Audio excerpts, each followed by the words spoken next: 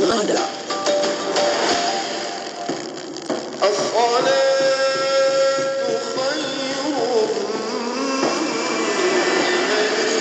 Jom beramai-ramai sertai program Gang Family Gang Subuh pada Ahad 28 Januari 2024 di Masjid Al-Munawarah, Seksyen 27 Shah Alam.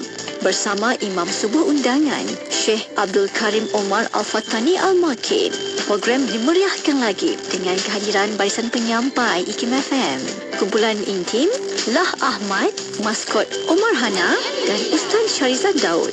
Rebut peluang menangi hadiah cabutan bertuah dan aktiviti brisk walk beramai-ramai. Sarapan ringan untuk 2,000 jemaah terawal turut disediakan. Maklumat lanjut dan pendaftaran di channel Telegram Gang Family Gang Subuh Rasmi. أمسينا وأمسى الملك لله والحمد لله لا إله إلا الله وحده لا شريك له له الملك وله الحمد وهو على كل شيء قدير رب أسألك خير ما في هذه الليلة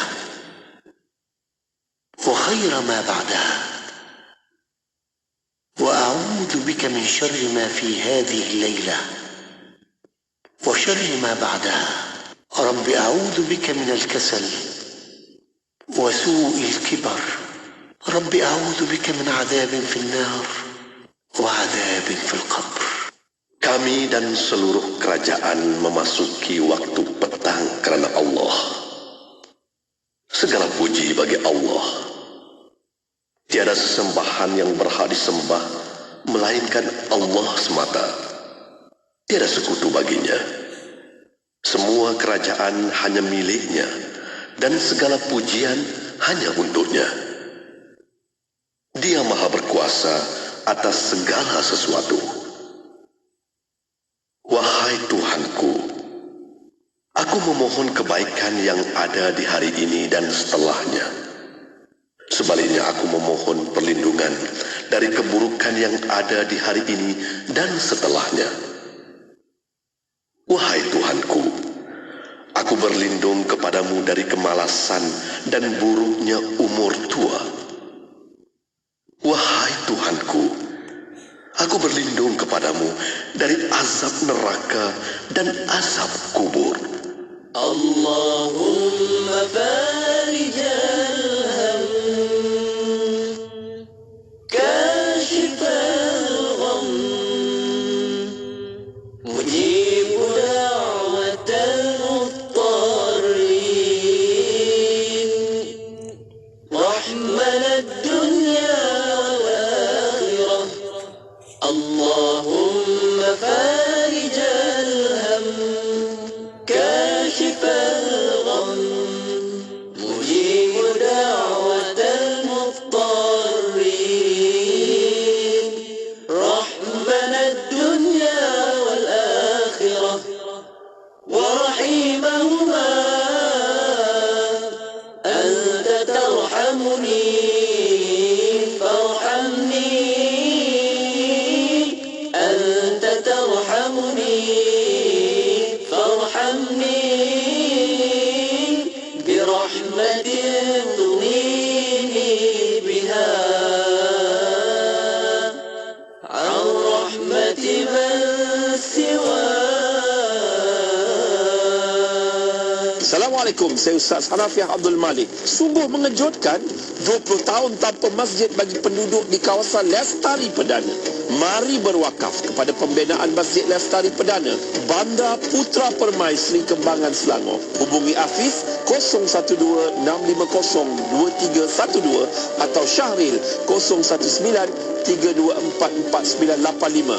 Kunjungi Facebook Masjid Lestari Perdana atau laman sesawang masjidlestariperdana.com. Mak dapat panggilan haji tahun ni, tapi Mak tak boleh nak jalan jauh. Mak jangan risau, kami nak hadiahkan Mak pakej Haji Felda Travel, agensi berlesen, hotel dekat je dengan masjid. Mudah mana beribadah, servis pun bagus, berbaloi.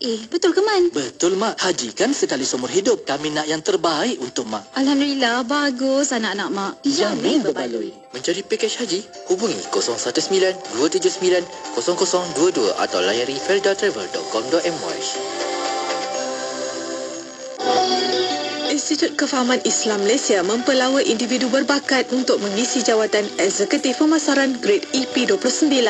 Calon-calon sekurang-kurangnya mempunyai kelayakan sijil STPM, STAM, matrikulasi atau diploma perniagaan atau perakaunan.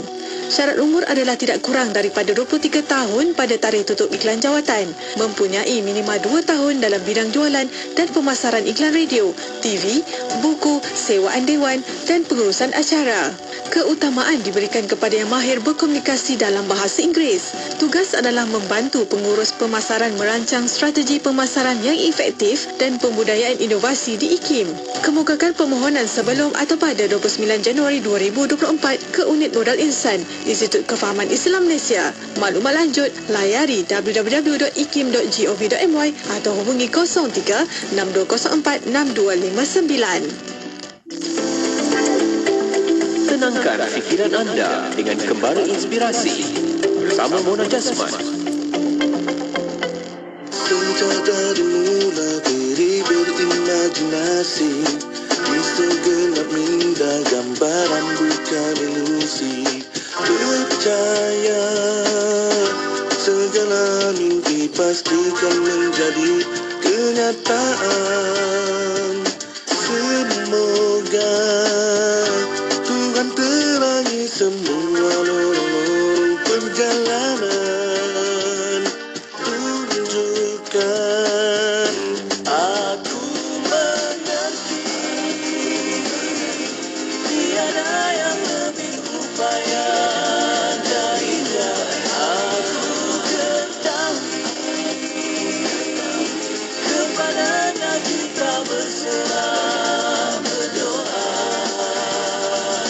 Kurniakan padaku Tuhan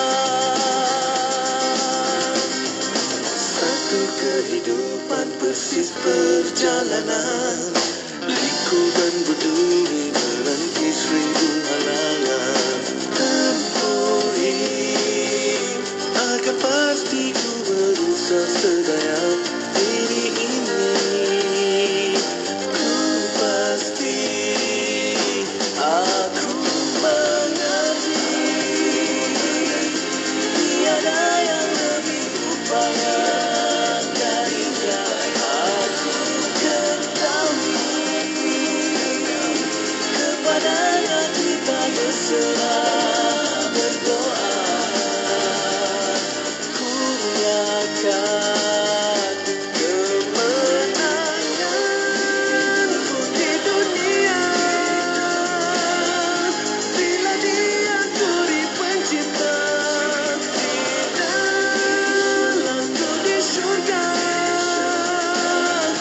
tanpa menerima rahmat-Nya.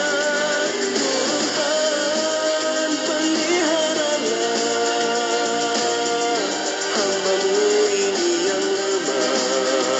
Tuhan kurniakanlah ganjaran-Mu di syurga. Ya Hayyu Ya Qayyum,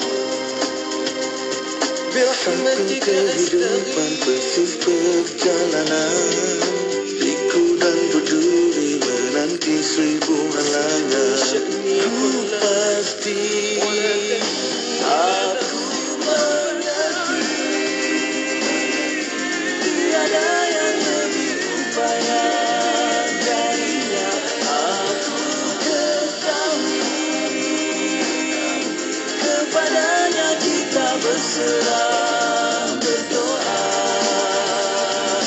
Kurniakan kemenanganku di dunia,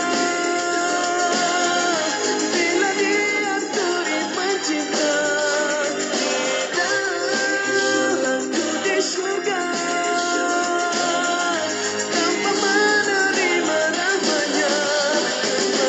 Kemenanganku di dunia,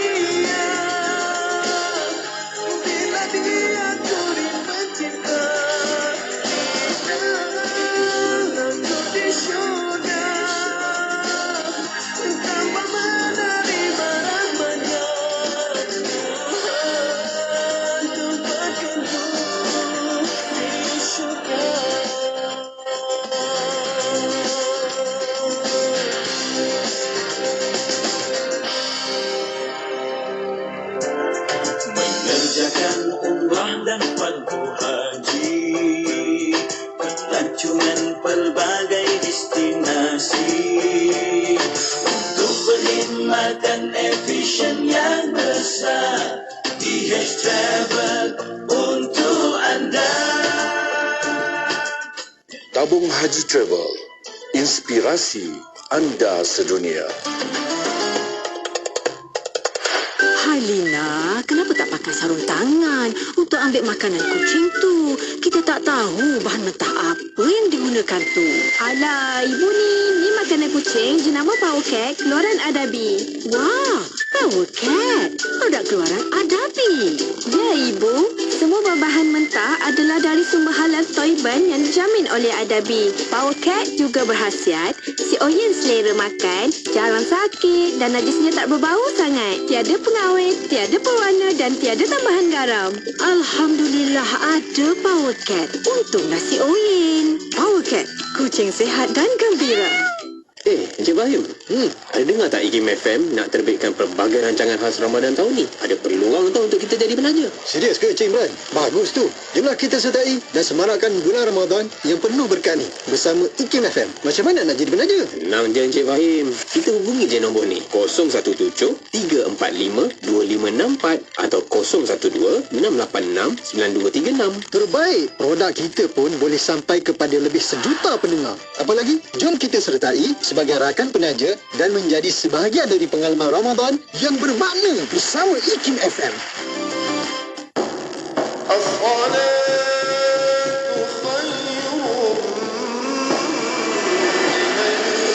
Jom beramai-ramai sertai program Gang Family Gang Subuh pada Ahad 28 Januari 2024 di Masjid Al-Munawarah, Seksyen 27 Shah Alam. Bersama Imam Subuh Undangan Syekh Abdul Karim Omar Al-Fatani Al-Makid. Program dimeriahkan lagi dengan kehadiran barisan penyampai IKIM FM, kumpulan intim Lah Ahmad, maskot Omar Hana dan Ustaz Syarizan Daud. Rebut peluang menangi hadiah cabutan bertuah dan aktiviti brisk walk beramai-ramai. Sarapan ringan untuk 2,000 jemaah terawal turut disediakan. Maklumat lanjut dan pendaftaran di channel Telegram Gang Family Gang Subuh Rasmi. Masjid Tengku Tengah Zahra. Masjid Tengku Tengah Zahra atau Masjid Terapung telah dinamakan sempena nama bonda almarhum Sultan Terengganu Sultan Mahmud Al-Muqtafi Billah Shah, iaitu almarhumah Tengku Intan Zahra binti almarhum Tengku Setia Diraja Tengku Omar. Masjid ini terletak 4 km dari pusat bandar Kuala Terengganu. Masjid ini mempunyai keindahan dan keunikan tersendiri berbanding dengan masjid lain yang telah dibina. Masjid ini dibina di atas air di muara Sungai Ibai yang sekaligus menjadikan masjid terapung yang terulung di Malaysia. Masjid yang mula dibina pada September 1991 dan siap pertengahan tahun 1994 bernilai 6.99 juta yang dikendalikan oleh Jabatan Kerja Raya, direka bentuk oleh Datuk Raja Kamarul Bahrin Shah Raja Ahmad dari seni bahari dengan menampilkan ciri-ciri tamadun Islam dan gabungan seni bina tempatan. Keluasan 1,372 meter persegi dan menara setinggi 30 meter, sebuah kubah besar dan 5 wakaf serta dikelilingi air sedalam 1.5 meter ini mampu menampung jemaah sehingga 1,000 orang yang menempatkan dewan solat lelaki di bahagian bawah manakala wanita di bahagian atas. Masjid yang telah dirasmikan oleh almarhum Sultan Mahmud ini menyediakan kemudahan lain seperti bilik diraja, perpustakaan kecil, bilik dan pejabat imam, stor, tempat wuduk dan kawasan letak kereta yang boleh menampung lebih 400 kenderaan. Dengan gabungan hiasan taman, warna langit yang membiru, kilauan cahaya matahari dari permukaan air yang mengelilingi masjid itu serta tiupan angin dari Laut Cina Selatan, pastinya ia menjadi masjid yang paling nyaman dan mendamaikan, memberi erti betapa keagungan syiar Islam terangkum dalam suatu bentuk tamadun yang terus berkembang. Ibu 102.7 FM. Bismillahirrahmanirrahim. Alhamdulillahirrabbilalamin. Wassalatu wassalamu ala asyrafil anbiya wal mursalin Sayyidina Muhammad wa ala alihi wa sahbihi ajma'in. Assalamualaikum warahmatullahi ta'ala wabarakatuh. Pada para pendengar yang masih setia bersama kami di Radio Institut Kefahaman Islam Malaysia Radio IKIM. Alhamdulillah untuk waktu ini masih lagi bersama kembali Inspirasi IKIM FM, inspirasi utama anda untuk petang ini bersama rancangan Akhlak Atfas'aluna, tanyalah kami. Dan untuk Akhlak Atfas'aluna, tanyalah kami, insya-Allah untuk petang ini kita bawa secara langsung di FB Live IKIM FM, di YouTube IKIM Media, dan soalan pertanyaan boleh hantarkan melalui WhatsApp konti 011-2904-004 dan juga boleh tinggalkan di FB Live IKIM FM, di YouTube IKIM Media. Dan Alhamdulillah untuk petang ini kita akan bersama yang berusaha Dr. Nir Uskiman Abdul Samad, Fellow Utama Pusat Kajian Syariah Undang-Undang dan Politik Institut Kefahaman Islam Malaysia Pusat Syarah untuk petang ini. Kita mengakan kehadirannya. Assalamualaikum Doktor. Waalaikumsalam warahmatullahi wabarakatuh. Apa khabar Doktor? Kaifa haluka? Alhamdulillah, kaifa haluki Muna? Alhamdulillah bikhair Doktor. Dan insya-Allah untuk Akhlak Atfas'aluna, tanyalah kami untuk petang ini akan membincangkan tentang neraca baik dan buruk. Dan untuk waktu ini bersama Doktor untuk mukadimah ni, silakan Doktor. Bismillahirrahmanirrahim. Assalamualaikum warahmatullahi wabarakatuh. Alhamdulillahi rabbil alamin, wassalatu wassalamu ala asyrafil anbiya'i wal mursalin wa ala alihi washabihi ajma'in. Alhamdulillah, pertama kita panjatkan kesyukuran kita kepada Allah SWT dapat bersama pada hari ini dalam rancangan Fas'aluna ataupun Akhlak Fas'aluna yang memfokuskan kepada perbincangan berhubung dengan akhlak. Alhamdulillah, kita sudah masuk beberapa minggu. Saya kira minggu ini mungkin minggu yang ketiga ya.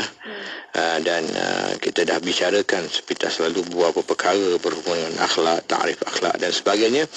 Dan hari ini kita akan masuk kepada bab perkara tentang neraca baik dan buruk. Kita dah sentuh dahulu sebelum ini juga, tetapi hari ini kita pergi lebih mendalam sedikit daripada yang kita sentuh sebelum ini. Pertama, kita kena faham bahawasanya apabila kita menyebut tentang tajuk ini, kita hendaklah pergi lebih daripada sekadar melihat tentang perbuatan, tentang akhlak. Kerana segala bentuk tindakan manusia sebenarnya mengacu ataupun merujuk kepada pandangannya terhadap baik dan buruk. Nilaian dia terhadap sesuatu itu baik dan buruk.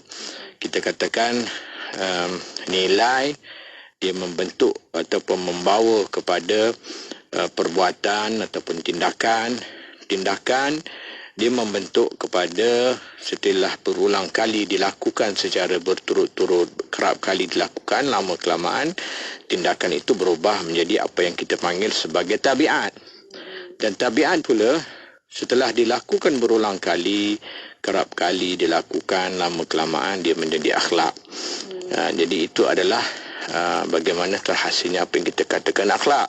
Akhlak seperti mana yang ditarifkan oleh Imam Ghazali, Ibn Miskawih dan sebagainya, ialah perbuatan yang lahir, yang tertanam dalam diri manusia, yang lahir yang lahir daripada seseorang itu berdasarkan apa yang tertanam dalam diri dia, dan lahirnya perbuatan itu tanpa memerlukan dia untuk berfikir dan merenung kesan dan akibat dia. Itu dipahamkan akhlak.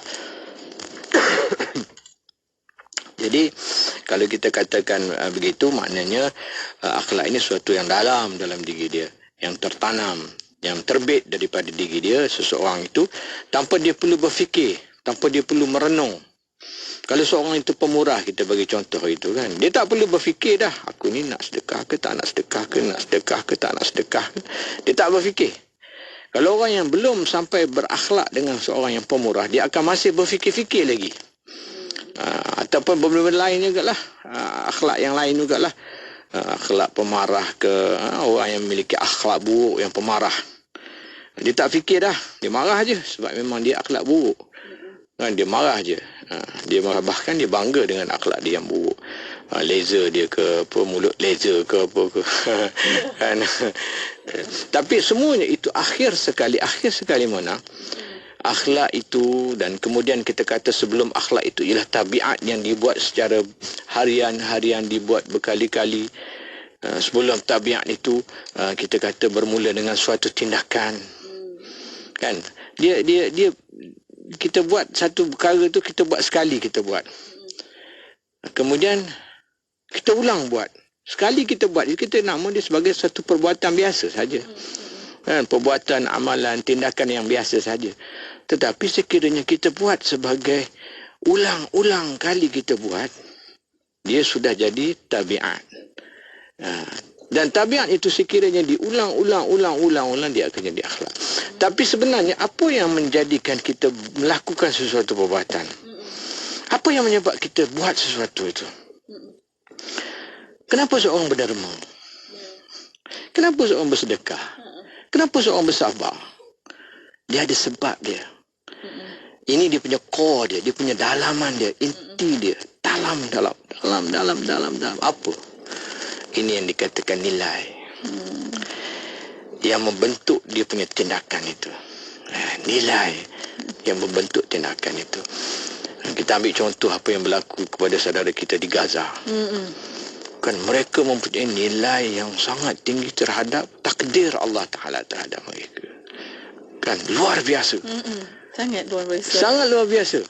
Sebab mereka mempunyai nilai yang sangat kuat sehingga menyebabkan orang bukan Islam boleh masuk Islam melihat mereka. Ya, betul.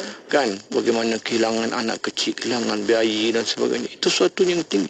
Kita katakan nilai itu keimanan dalam bahasa kita. Tapi kalau kita cakap dalam bahasa umum, kan dia adalah suatu nilai. Nilai yang telah disemat dalam hati kita, disebabkan nilai itu juga berteraskan kepada keimanan dan ketakwaan, dia jadi lagi jitu. Tapi kalau kita kata nilai secara umum yang merangkumi orang barat, kita tak bolehlah kata iman, kita kata nilai biasa saja. Baik, saya nak bicarakan di sini ialah apa yang menentukan nilai itu. Ini yang kita nak bincang hari ini. Macam mana kita nak tentukan ini baik, ini buruk. Ini baik, ini buruk. Hari itu minggu lepas kita dah bicara. Mona dah sebut, Mona dah tanyakan soalan. Macam mana ada benda yang kita dengan orang bukan Islam juga sama. Kan? Betul. Ada hal-hal yang tertentu yang kita sama saja dengan orang bukan Islam. Dalam hal-hal yang kita kata nilaian berbuat baik. Kepada ibu bapa, hormat kepada orang tua, charity, beri sedekah, kan, beri sumbangan kepada orang, derma dan sebagainya, amanah. Itu nilai yang kita kata universal, semua orang ada. Semua orang ada, bahkan semua agama mungkin ada. Bahkan orang yang tak beranggap agama yang etis pun mungkin memiliki nilai yang sama. Tetapi itu sahaja. Kan, itu sahaja. Hanya beberapa benda-benda yang sifat nilai universal. Berapa banyak lagi yang perkara-perkara yang kita berbeza dengan dia orang. Nilaian kita yang berbeza dengan dia orang. Kita ambil sebagai contoh zina, yang mudah kan. Kenapa kita tak boleh zina? Dia boleh. Kerana nilaian kita melihat itu berbeza daripada nilaian yang dilihat oleh masyarakat barat. Kenapa khamar itu biasa bagi dia orang tetapi berbeza dengan kita? Kerana nilaian kita melihat arak itu berbeza daripada nilaian yang kita lihat. Pandangan yang membentuk nilai kita berbeza dengan dia orang. Mereka melihatnya sebagai sesuatu yang memerah, sesuatu yang biasa, sesuatu yang adat. Tetapi kita tidak. Di sinilah kita melihat, yang mungkin saya akan hudai di sini selepas ini, apakah yang meletakkan nilaian dalam Islam? Apakah yang dikatakan neraca nilai dalam Islam? Dan di manakah pula neraca nilai bagi orang barat? Bagaimana mereka menilai sesuatu perkara, perspektif mereka macam mana, perspektif kita juga macam mana, Allah alam. Ya, Alhamdulillah. Terima kasih Doktor atas puisian untuk petang ini dan mukadimahnya. Dan untuk waktu ini, Doktor dan para pendengar, kita akan beri hasil ketika kita akan kembali selepas ini. Untuk bersama para pendengar, boleh hantarkan soalan anda melalui WhatsApp konti 01129004 dan juga boleh tinggalkan soalan anda di FB Live Ikim FM di YouTube Ikim Media. Berhasil ketika kembali selepas ini, terus setia bersama kami hanya di Kembara Inspirasi Ikim FM, inspirasi utama anda. Ikuti kami di Facebook Ikim FM. daripada Ali bin Abi Talib radhiyallahu anhu, Rasulullah sallallahu alaihi wasallam bersabda, "Man un'ima alaihi ni'matun falyahmadillah, wa man istabta'a ar-rizq falyastaghfirillah, wa man ahzanahu amrun falyaqul la haula wa la quwwata illa billah." Maksudnya, sesiapa yang dikurniakan kepadanya nikmat, maka hendaklah ia memuji Allah. Dan sesiapa yang rezekinya payah dan susah, maka hendaklah beristighfar kepada Allah. Dan sesiapa yang dilanda kerunsingan, maka hendaklah diucapkan la haula wa la quwwata illa billah. Hadis riwayat Al-Baihaqi. Negeri Sembilan 102.7.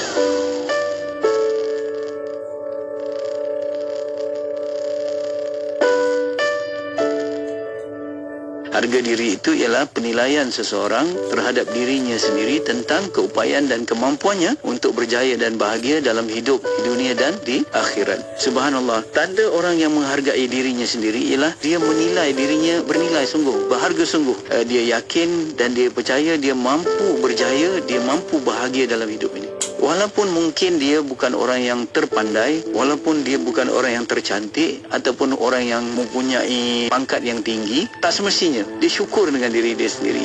Kenapa ramai orang yang tidak bahagia dan tidak berjaya dalam hidup? Kerana ramai orang yang mementingkan pandangan orang lain terhadap dirinya berbanding pandangan dirinya terhadap dirinya sendiri.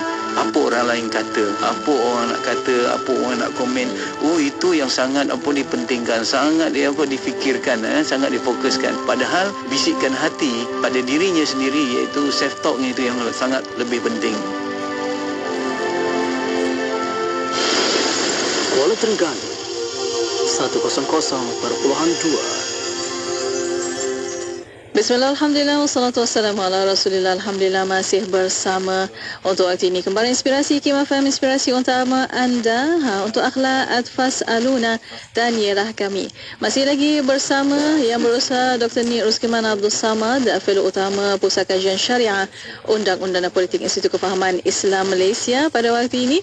Dan alhamdulillah bersama doktor masih bincangkan tentang neraca baik dan buruk. Untuk petang ini bersama doktor, silakan doktor, kita nak tahu neraca ni bagaimana. Ya, bismillahirrahmanirrahim. Kita dah jelaskan sebelum ini bagaimana pegangan kita Ahli Sunnah wal Jamaah, khususnya orang Islam yang bermazhab Ahli Sunnah wal Jamaah. Kita tak mau masuk ke dalam perbincangan tentang kalam sebab golongan Mu'tazilah sebagainya, dia ada pandangan dia kan. Kita Ahli Sunnah wal Jamaah, khususnya Asy'ari, kita berpegang di situ, di mana kita melihat bahawasanya kebaikan dan keburukan itu ialah apa yang telah ditentukan oleh syarak. Ini yang disebut sebagai Imam Abu Hasan Asy'ari menyebut ajma'u ala anna al-qabiha min af'alil khalqihi ma nahahum anhu. Keburukan setelah disepakati oleh mereka bahawasanya apa yang dikatakan buruk itu adalah apa yang dilarang dibuat, wa zajarhum an fi'lihi, ataupun yang dikecam daripada melakukannya. Wa anna hasana ma amarahum bihi, ada pun yang baik, ada pun perkara yang baik, yang hasan, yang cantik itu ialah yang diperintah au nabahum ila fi'lihi au abahum lahum. Jadi ataupun perkara yang digalakkan lakukan ataupun diharuskan lakukan. Jadi itu yang kita kata benda baik dan buruk. Kembalilah kepada apa yang kita kata hukum 5 dalam Islam itu. Ada haram, ada makruh. Itu haram dan makruh itu termasuk dalam perkara yang qabih lah, perkara yang buruk lah. Haram, yang kalau makruh tu taklah teruk sangat, tapi dia dikira buruk juga kan. Tapi yang al-hasan tu adalah perkara yang baik, yang digalakkan, wajib kita buat, yang disunatkan kita buat, mandub, ataupun yang digalakkan kita buat, ataupun benda yang dibenarkan kita buat, ibahah, mubah, perkara yang harus kita buat. Jadi pertimbangan kita orang Islam sentiasa melihat bahawasanya sesuatu perkara itu berdasarkan nilaian neraca yang ditentukan oleh syarak. Apa yang syarak kata baik itu, maka itulah baik. Apa yang syarak kata buruk, maka itulah buruk. Kita tidak boleh meletakkan akal kita. Kalau kita letak akal kita, jadilah kita seperti mana orang barat. Orang barat dia letak akal dia. Oh, kenapa macam ni? Okey je.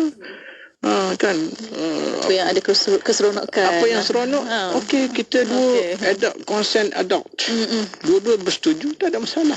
So jadilah apa yang berlaku sekarang, sebab mereka hidup dalam masyarakat yang tidak ada neraca, dan pertimbangan mereka tentang nilai ini akan sentiasa berubah-ubah. Ubah-ubah. Sekali begitu, sekali begini, bergantung kepada keperluan masyarakat dia orang. Kita tidak. Nilaian dalam Islam tidak berubah. Islam, sebab apa tidak berubah? Sebab nilai dalam Islam ditentukan oleh syarak. Oleh Allah SWT yang menentukan ini baik dan ini buruk.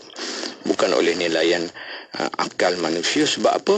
Dalam Islam, kita takut nilaian yang dibuat oleh akal ini terpengaruh oleh nafsu. Sebagai contoh, zina, Mona. Kalau Allah Ta'ala kata, Allah tidak mengeluarkan ayat Quran yang mengharamkan zina. Wala taqrabuz zina. Innahu kana fahishatan wa sa'a sabila.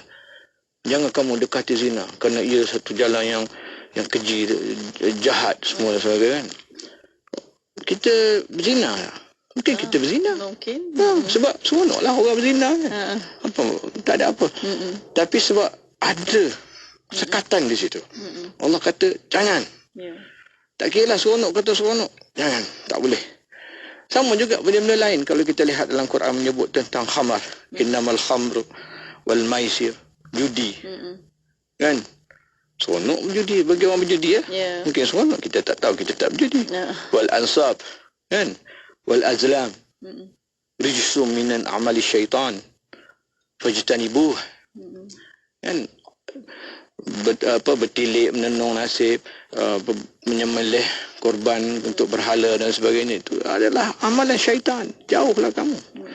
So di situ kita dapat nilai bahawasanya Allah Ta'ala tak suka judi, Allah tak suka minum arak, Allah tak suka kita menilik nasib, Allah SWT tak suka kita sembelih bagi dekat macam dulu dekat Terengganu, bagi dekat laut kan, puja pantai dulu masa saya belajar 80-an dulu kan, bagi puja pantai bagi kan, setahun sekali ada. Sekarang dah tak ada, Alhamdulillah. Jadi benda-benda macam tu, benda yang nilai yang kita ambil, yang kita dapat hari ini ialah daripada Allah SWT yang menentukan. Tetapi Barat tidak ada. Bila Barat tidak ada benda itu, nilaian yang begitu, maka jadilah nilai mereka rosak, panduan mereka kucak-kacir, dan hidup mereka tidak ada panduan yang jelas. Wallahu a'lam. Ya, Alhamdulillah. Terima kasih Doktor atas pencerahan. Dan untuk bersama Doktor untuk waktu ini, ada beberapa soalan yang kita dapat dari minggu lepas lagi Doktor. Ada soalan bertanya di FB IKIM FM dari Puan Mazlifa Majid. Kita ambil Mazlifa Majid dulu, yang menyatakan Doktor ada pertahankan Israel dan menyatakan mereka perang bersama Hamas untuk keselamatan mereka. Mungkin ada penjelasan daripada Doktor. Sebenarnya mungkin ada salah faham kat situ. Baik, yang saya maksudkan begini, saya katakan hari itu, bagi kita orang Islam, kita kata kalau kita letakkan diri kita di pihak Israel, kita tak akan buat begitu kepada Gaza. Kan, kita tidak akan buat begitu kan. Sebab walau apa pun kita tidak akan lakukan kezaliman yang begitu, membunuh kanak-kanak kan, walaupun kononnya atas dasar untuk mempertahankan negara mereka, keselamatan mereka, kita tak akan buat begitu. Sebab Islam ada nilai dia, ada akhlak dia dalam peperangan yang tidak membenarkan membunuh orang awam. Akhlak kita dalam peperangan ialah kita berperang dengan orang yang berperang dengan kita. Itu akhlak dalam Islam. Tidak boleh menghancurkan masjid. Sekarang di Gaza dah beratus masjid, 129 kalau tak silap saya, masjid di Gaza telah dimusnahkan. Musnahkan habis. Tidak boleh memusnah, tidak boleh membunuh sekolahnya dan sebagainya. Hospital pun dibom. Jadi itu menunjuk universiti, itu menunjukkan tidak ada akhlak. Tidak ada akhlak kan. Bahkan kita lihat juga dia orang seronok-seronok. Bom, main-main gelak-gelak, bom, tekan bom kan, kita tengok. Jadi itu menunjukkan tidak ada akhlak. Bagaimana tidak ada akhlaknya bangsa yang yang tidak beriman dengan Allah SWT dan akidah akhlak yang ditunjukkan oleh Nabi Muhammad SAW. Jadi agama dia orang ni asalnya agama yang betul, tapi telah diseleweng jadi macam itulah. Dan bahkan sebahagian daripada bangsa ini, bangsa Yahudi ini ada yang baik, sebahagian, tetapi yang jahat ini bukan Yahudi yang ini, yang kita panggil Zionis. Yahudi yang Zionis ini yang jahatnya. Yahudi yang masih mungkin berpegang kepada kitab asal mereka mungkin baik, tapi saya kira tak ramai sekarang ni dah. Kalau ada pun mungkin di luar negara, bukan di Israel lagi. Jadi pandangan saya itu bukan saya menyokong, itu tak betul. Saya kata kita meletakkan perspektif. Sebab di barat dia orang boleh letak apa-apa saja dengan alasan tertentu. Kan kita tidak, kita orang Islam kita very objektif. Kita buat sesuatu ada nilaian, ada standard kita. Kita bukan double standard. Kan di barat hari ini kita lihat bagaimana double standard kan. Human right dah tak ada bunyi dah. Kan dah 30,000 dah meninggal. Mana human right tak ada. Senyap. Children's right pun tak ada, women's right pun tak ada. Semua tak ada.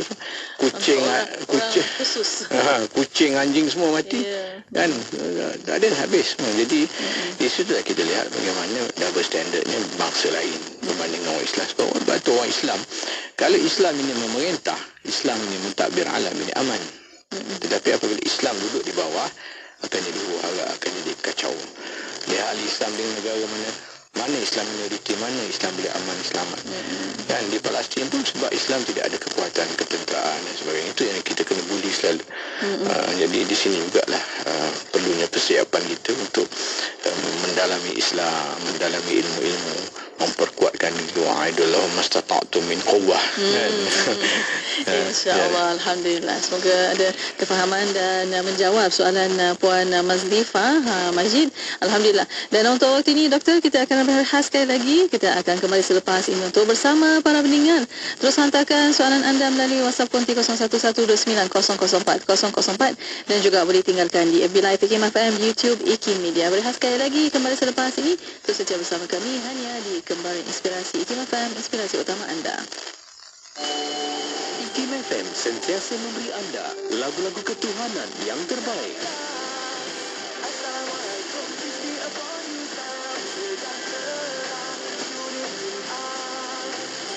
IKIM FM memberi anda lagu-lagu ketuhanan yang mengusik jiwa.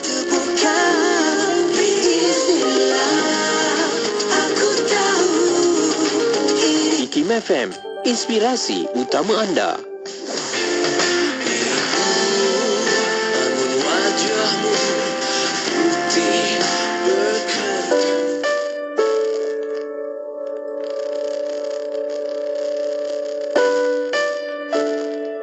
Fitrah itu bukan bermaksud kita balik ke hutan, balik kepada baby punya kehidupan. Kita rasa apa kita nak buat, kita buat sahaja, seperti mana yang pernah berlaku di barat bila mereka menganggap bahawa manusia ni sudah tidak perlukan agama lagi. Maka datanglah budaya-budaya, dia panggil budaya hippies, budaya yang lepas bebas, budaya nak buat apa sahaja, rasa nak tak berpakaian di tengah-tengah khalayak pun suka hati dia, kerana seolah-olah itulah bagi mereka fitrah mereka. Ini merupakan falsafah yang bagi kita menyeleweng daripada matlamat agama kita. Jadi harus kita sebagai orang Islam, kita harus diingatkan bahawa untuk kita menentukan fitrah kita ni, kita harus merujuk kepada sumber-sumbernya yang betul dan agama. Dan dah pasti sumber untuk kita menentukan fitrah ni yang paling mutlak ialah daripada Allah SWT sendiri. Dan Allah Ta'ala menjadikan kita.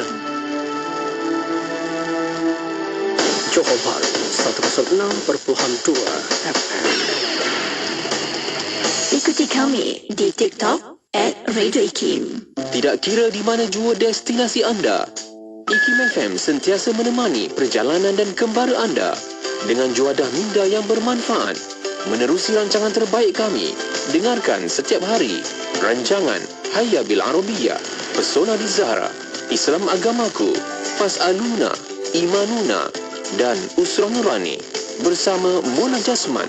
Pastikan sentiasa setia mendengarkannya dalam Kembara Inspirasi dari 4 petang hingga 7 malam. IKIM FM, inspirasi utama anda.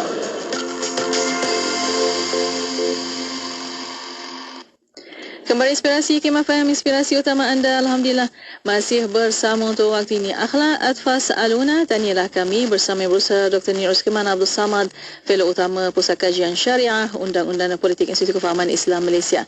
Bersama Dr. Ni masih membincangkan tentang neraca baik dan buruk. Tapi untuk waktu ini kita ada soalan satu lagi Doktor yang sampai di FB Hikmah FM. Kartini Jasni bertanya, Doktor, saya pernah mendengar ada orang kata lori terbalik nanti barangnya boleh diambil sebab mereka ada insurans. Bagi saya tindakan mereka ini salah, mengambil barang yang bukan hak mereka.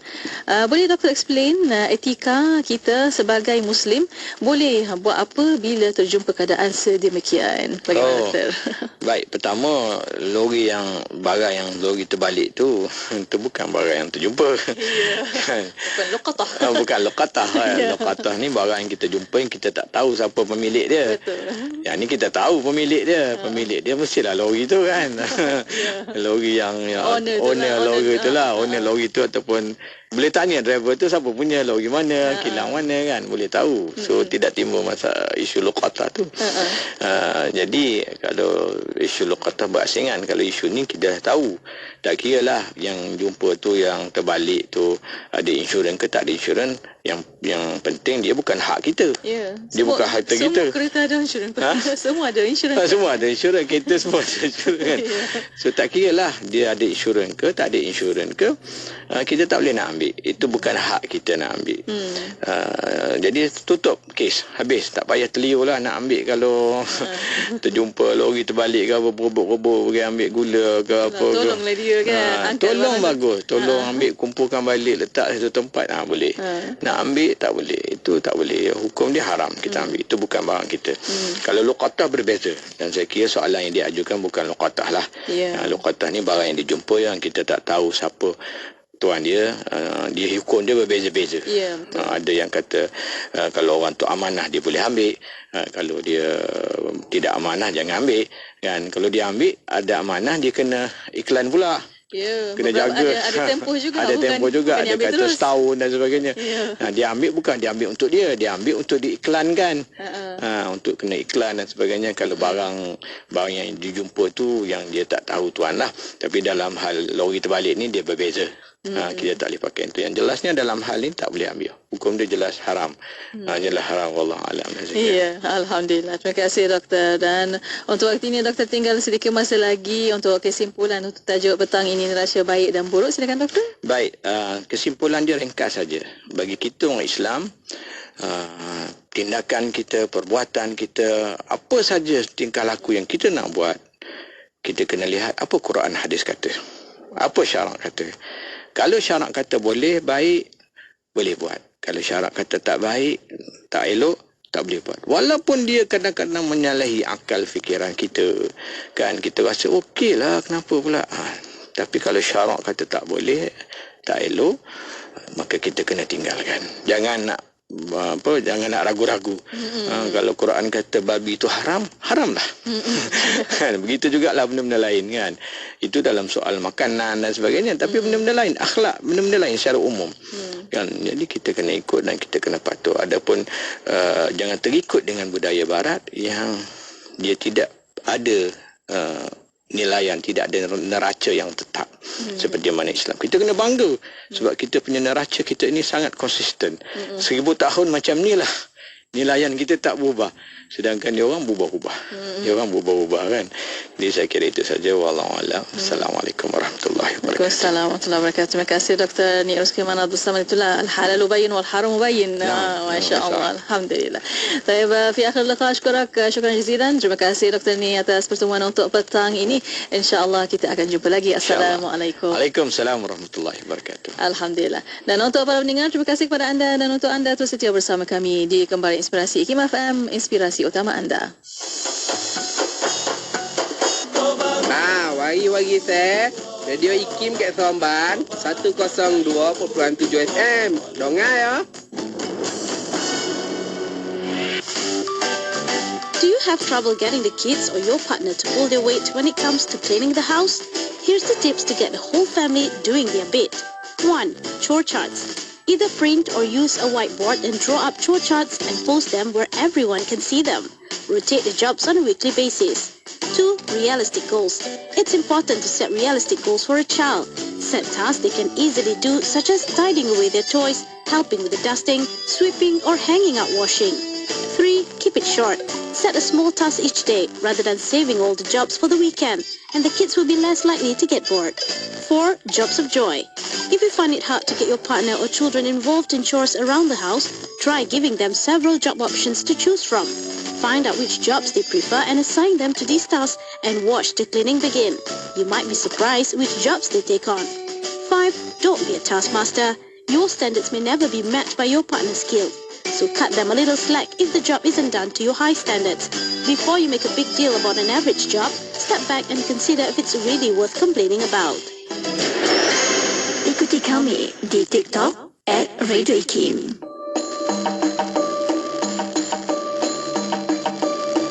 Masjid Negeri Negeri Sembilan. Masjid Negeri Negeri Sembilan merupakan masjid negeri yang terletak di Seremban Negeri Sembilan. Ia telah dibina pada tahun 1966 di atas tapak yang telah dikurniakan oleh kerajaan negeri. Memandangkan Negeri Sembilan pada masa itu belum mempunyai masjid negeri, maka kerajaan Negeri Sembilan di bawah pimpinan yang amat berhormat Tan Sri Dr. Muhammad Said bin Muhammad, Menteri Besar Negeri Sembilan ketika itu, telah bersetuju supaya masjid negeri dibina di kawasan seluas lebih kurang 2 hektar bagi menggantikan Masjid Jami' Bandar Seremban yang tidak dapat menampung para jemaah yang semakin bertambah. Ia telah dirasmikan oleh Paduka Seri Tuanku Yang di-Pertuan Besar Negeri Sembilan pada hari Jumaat 24 November 1967. Reka bentuk masjid negeri yang dibina pada tahun 1967 ini begitu simbolik. 9 tiang, 9 ruang dan 9 anjung tambahan yang dibina menggambarkan struktur politik negeri di mana Negeri Sembilan yang satu ketika mempunyai 9 daerah pentadbiran.